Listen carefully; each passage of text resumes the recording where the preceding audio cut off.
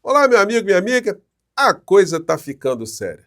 A sociedade brasileira, os grandes veículos de comunicação, os colunistas e jornalistas que emitem opiniões sobre a realidade brasileira, os formadores de opinião aqui nas redes sociais, os homens públicos, as instituições, enfim, todo mundo tem que começar a fazer mais pressão sobre o Procurador-Geral da República, o senhor Paulo Gonet, para que ele cumpra a sua missão constitucional, a sua missão institucional e denuncie logo o chefe dessa Orcrim que comandou o nosso país e que continua a intoxicar a sociedade brasileira.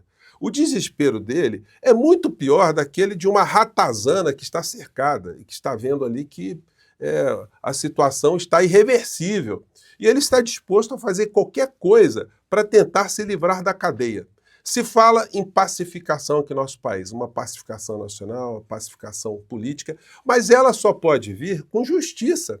Não existe pacificação dando um passaporte para um criminoso continuar a atuar contra os nossos interesses, contra a nossa existência, contra a nossa paz de espírito. Pois bem, eu vou conversar com vocês sobre o que está acontecendo. Infelizmente, eu não estou vendo ainda muitas reverberações, mas o assunto é muito sério. A figura do inelegível está disposta a vender o nosso país, a colocar o nosso país em risco apenas para garantir uma impunidade diante de tantos crimes que ele cometeu contra todos nós. Vou conversar com vocês sobre o que está acontecendo, mas é sempre muito importante convidar você que está chegando agora ao nosso portal e ainda não é inscrito, ainda não nos conhecia, para que, em primeiro lugar, você se inscreva aqui conosco e venha se somar agora a mais de 1 milhão de pessoas como você, inscritas e conectadas através do nosso portal. Conheça também os nossos outros vídeos. Se você gostar, compartilhe, recomende. Nunca se esqueça de dar o seu joinha, o seu comentário.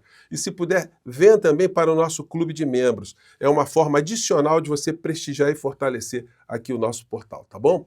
E também conheça o nosso novo canal de cortes aqui do nosso portal do José, onde sempre estou colocando ali alguma novidade. Bom, vamos aqui aos temas, né? Em primeiro lugar, gente, não tem... Olha, eu fico, às vezes, constrangido de usar algumas expressões, mas quando o bolsonarismo veio para o debate público, essa gente começou a utilizar xingamentos de todas as formas como uma ferramenta política, né? Eles não debatem, eles xingam. Aqui no nosso portal, de vez em quando, entra gente aqui, tanto no chat quanto nos comentários, e usa essa ferramenta, né? A gente fica até com dó, porque a gente percebe ali que é uma pessoa que foi contaminada por um vírus que parece ser indestrutível. A pessoa está num transtorno psiquiátrico, que ela não consegue escutar mais nada, a não ser alguma coisa que fortaleça a vitaminação desses vírus que as contaminaram. Ontem, alguns jornais trataram de um fato que aconteceu nesse final de semana, nos últimos dias, né? Aqui o jornal Poder 360, que é de direita, né, conservador de direita, sempre passando pano para esse universo, colocou a seguinte reportagem com o seguinte título: Bolsonaro assiste jogo, deixa eu pegar aqui de novo, assiste o jogo entre Vasco e Fluminense no Mané Garrincha. Então a matéria nos dava conta, né, que ele foi assistir um jogo normal, né, como qualquer torcedor faz, só que eles mostram uma cena de um momento que o jogo ainda não tinha começado, porque ali no centro do gramado estavam as propagandas, os jornalistas andando ali na grama, né? E algumas pessoas ali, quando viram o inelegível, algumas começaram a ensaiar algum grito de apoio e tal, e a matéria corta aí a imagem. Vamos acompanhar aqui. Só que já tinha muita gente vaiando, né? Muita gente desprezando, muita gente incomodada, né? Afinal de contas, era uma torcida que não era organizada ali, a torcida do Vasco, diga-se de passagem.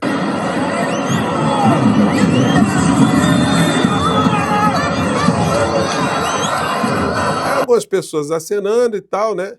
Mas aí o seguinte, a matéria não mostrou o que veio na sequência. Antes do jogo começar, o inelegível começou a ser hostilizado de uma maneira mais contundente. Vamos ver se dá para pegar aqui, vamos lá. Vai ser preso!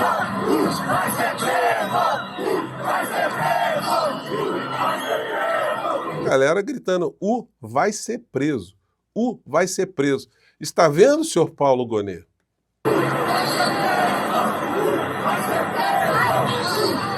E aí ele vira as costas, né? E na verdade não assistiu jogo nenhum.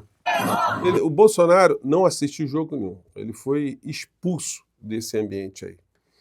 Bom, e aí, na sequência, o jornal corrigiu, né? Bolsonaro é vaiado durante o jogo numa Mané Garrincha. Não foi nem durante o jogo, ele não assistiu o jogo. Ele foi expulso antes de começar o jogo. E ele não foi vaiado. Ele recebeu ali palavras de ordem sobre o futuro dele. Vai ser preso. Vai ser preso. Eu acho que isso é uma boa expressão, né, para acompanhar a criatura até o dia que, de fato, ele for preso. Um dia que nós entraremos aqui ao vivo, aqui no nosso portal, em edição extraordinária, para comemorarmos e comentarmos esse passo que a justiça aqui no nosso país terá que dar se, de fato, a gente quer uma pacificação no nosso país. Que só será possível com uma ratazana devidamente engaiolada. Bolsonaro diz que vai permitir base militar dos Estados Unidos na tríplice fronteira e sair do BRICS caso volte a governar. Ex-presidente da República afirma que ainda vai seguir passos de Trump e retirar o Brasil de organismos internacionais. Gente, olha a magnitude dessa situação aqui. A ratazana está querendo fugir de todas as formas.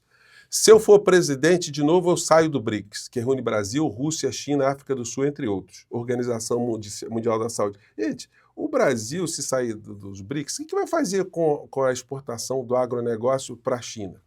A balança comercial do Brasil concentra 30% de exportações de tudo que a gente exporta no mundo, 30% direcionado à China. Então, o que o bandido, a ratazana, quer acarretar com o nosso bem-estar aqui no nosso país? Só que ele não ficou por aí, não. Ex-presidente vai além, diz que fará um acordo militar parrudo com os Estados Unidos para acabar com a presença de terroristas na tríplice fronteira, onde se encontram os limites territoriais da Argentina, Paraguai e Brasil. Eu vou permitir que seja instalada uma base militar dos Estados Unidos ali, afirma ele. Gente, vocês têm noção do que significa isso? Eu tinha até separado aqui um mapinha, eu não sei se está por aqui, esse aqui. Vocês imaginem uma base de um país estrangeiro, uma base militar. Obviamente, nós não entraremos nessa base militar, que pode disparar mísseis contra a cidade do Rio de Janeiro, contra a cidade de São Paulo, Curitiba, e pode atingir também Buenos Aires, Assunção, ali.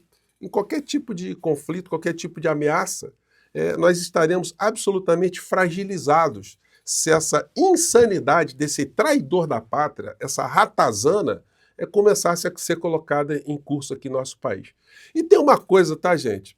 O Código Penal Militar Brasileiro, ele tem algumas disposições lá muito afins com essa temática aí. Tentativa contra a soberania do Brasil. É um crime previsto no Código Penal Militar que está em vigor agora, nesse dia que eu estou falando com vocês, em 2025. O artigo 357 do Código Penal Militar diz o seguinte: praticar o nacional, crime definido no artigo 142 do Código Penal Militar. Pena, morte, grau máximo, reclusão de 20 anos, grau mínimo.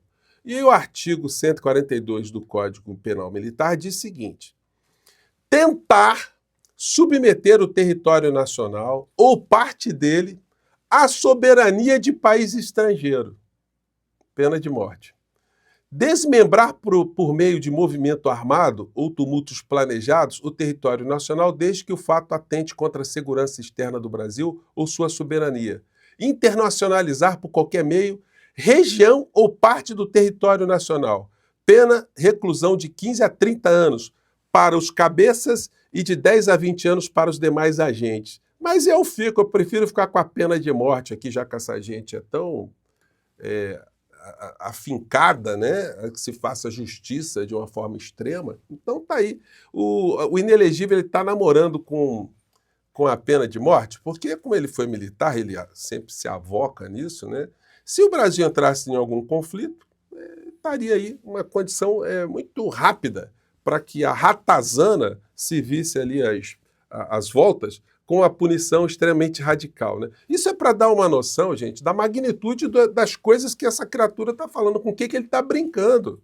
E como é que as pessoas, nos meios de comunicação, não estão apontando esse tipo de situação como uma situação da mais extrema gravidade. Ele está querendo que o Trump fique simpático com esse tipo de ideia entreguista e faça algum tipo de atuação para livrá-lo da cadeia. Do tipo, olha, se vocês me liberarem da cadeia, se a ratazana ficar livre, eu prometo que eu vou entregar o território nacional para vocês colocarem uma base militar aqui, mesmo que vocês resolvam atacar o nosso país. Gente, se o Brasil, se o mundo já está com uma série de situações muito graves, sem terem uma base militar dos Estados Unidos da América dentro dos seus territórios, vocês imaginem aqui o nosso país, com uma base militar norte-americana ali numa região extremamente sensível, perto da usina hidrelétrica de Itaipu. É uma coisa, sem falar nos impactos gerais, né, da economia, enfim. Vocês vejam só a coisa que esteve à frente do nosso país. Agora, o senhor Paulo Gonet, o senhor precisa fazer alguma coisa. Meios de comunicação, vocês, jornalistas que eventualmente chegam aqui no nosso Portal do José, o pessoal da Globo News, enfim, as manchetes de jornais, isso é irrelevante? Isso é um assunto para não ser mencionado aqui no Brasil? Nós vamos naturalizar a fala de uma ratazana traidora? Então, gente, tem que ser veemente com isso, porque vai se naturalizando as coisas e as coisas vão passando, como se fossem aceitáveis numa civilização. Bom, uma coisa que eu queria comentar com vocês, a gente vai voltar a esse tema novas vezes. Alvo de Trump, faixa de Gaza pode ter reservas de gás e petróleo não exploradas, diz estudo. Isso foi publicado agora no Globo. Só que aqui no nosso Portal do José, quantas vezes, né?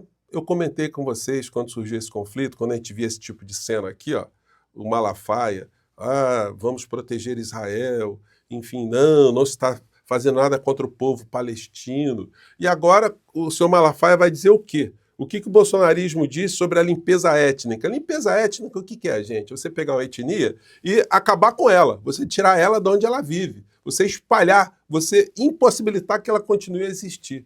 Pois bem, essa gente aí que anda com bonezinho vermelho, que querem fazer a América grande de novo, só que a América grande de novo, ela é a América que está se colocando contra todos os interesses de todas as nações. Então, é um conjunto de ratazanas, entreguistas e traidoras.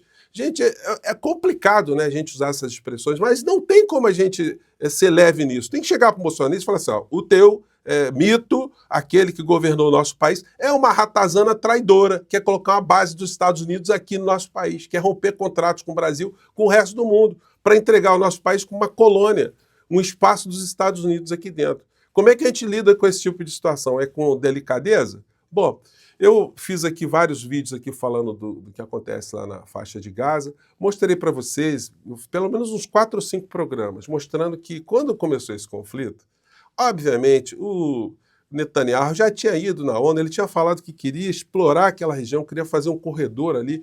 Se tem um projeto de fazer um canal para substituir ou para enfrentar o canal de Suez, para ser mais competitivo do que o canal de Suez, chamado canal Ben Gurion, que passaria ali dentro da faixa de Gaza, para se ter mais acesso, inclusive, às plataformas ali. Fiz vários programas, peguei alguns canais estrangeiros que tinham matéria de 18 de junho de 2009, o grande roubo de gás de Gaza. E eu falei o seguinte no programa aqui, só para vocês verem, né? As pessoas às vezes brincam comigo, professor profeta. Não é profeta, não é analisar as coisas como estão acontecendo. E eu coloquei essa fala aqui. Gente, isso há 1 ano e 4 meses atrás. Vamos lá. Deputado bolsonarista zelando pelos direitos humanos de brasileiros que estão presos, estão retidos na faixa de Gaza. Então, uma gente muito bandida e muito hipócrita, né? E aí, eu sempre tenho lembrado a vocês, eu acho que o nosso portal é o único que está levantando essa questão. Existe um interesse energético por trás desse conflito que nós estamos vendo no Oriente Médio. Conversei aqui com vocês que eu gostaria de fazer 2 perguntas ao senhor Benjamin Netanyahu. Depois que vocês tiverem acabado com tudo, porque não tem escapatória, né? Não tem como quem está refém ali na faixa de Gaza ter o seu destino alterado a não ser pela vontade dos Estados Unidos e de Israel. Então eles estão ali condenados a uma situação extremamente grave se não houver uma rebelião mundial, uma rejeição mundial em relação às coisas que nós estamos vendo. Então a pergunta seria, senhor Benjamin Netanyahu, o que vocês farão com o gás, com a energia que está ali na bacia de Gaza? Vocês vão entregar isso para os palestinos, que sobreviverem, que restarem, para a OLP, ou vocês vão ficar com essas riquezas para serem administradas por vocês, pelo governo de Israel? E outra questão também, quem reconstruirá a faixa de Gaza inteira? Todos esses bombardeios que destruíram tudo? Ou não haverá reconstrução? Essas pessoas que estão ali, que vivam aos escombros, os sobreviventes que viverem ali. Agora, se houver reconstrução, serão os palestinos que terão algum tipo de financiamento? Ou serão empresas de amigos que vão fazer esse trabalho, né? Se você nunca viu esse nosso mapa aqui, ó, que é o mapa da bacia de Gaza, volto a ressaltar, não vi nenhum portal, nenhum canal falando da questão energética, por isso que eu estou repetindo isso aqui no nosso portal. Esse aqui é o litoral da região toda, Israel, e a faixa de Gaza é isso aqui. Isso aqui seria a bacia, essa parte que é a bacia de Gaza. E essa parte branquinha aqui é onde se descobriu as jazidas de gás e provavelmente petróleo também, né? Mas o gás aí já é uma riqueza muito significativa. Então as perguntas seriam essas.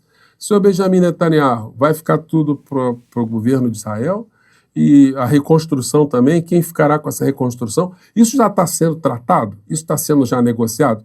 Vocês, de fato, estão preocupados com reféns judeus que estão lá na faixa de Gaza? Ou vocês vão destruir tudo, não importa, o que importa é depois quem é que vai ficar com o grosso do butim? Estou jogando essas questões aqui, volto a frisar, porque, enfim, é necessário levantar esse... Então, gente, hoje o programa ficou um pouco mais longo, né? Mas são assuntos necessários, né? Vou voltar a conversar sobre situações aqui no Brasil no nosso encontro de mais tarde. Tem muita coisa acontecendo, mas ficam aí esses alertas e esses registros aí. Tá bom, gente? Um grande abraço, mais tarde a gente volta. Tchau!